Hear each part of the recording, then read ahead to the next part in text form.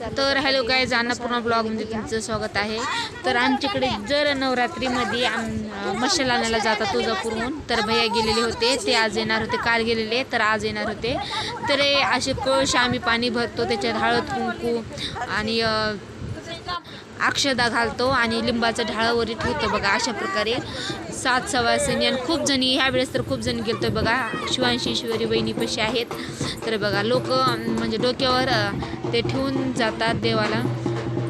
जे लोक आलेत म्हणजे त्यांच्या पायावर पाणी टाकायचं आणि ते मशाल आणतात. तर आमच्या इथे आमच्या काकूच्या देवीपाशी, आमच्या काकूंच्या घरी एक देवी आहे तुळजापूरची आहे. ही बघा, ही दुर्गा देवी, ही आमच्या कॉलनीमध्ये देवी आहे बघा. तर अजून सजावट वगैरे नाही केली, आता करतील बघा. खूप छान रम्य वातावरण आहे आणि हे सजवतात नवरात्रीमध्ये. लोक खूप गर्दी किती जण थांबले, डोक्यावर सगळ्यांनी घेतलेले आहे. हे आमच्या अगोदरच परंपरा आहे. तर काही लोकांना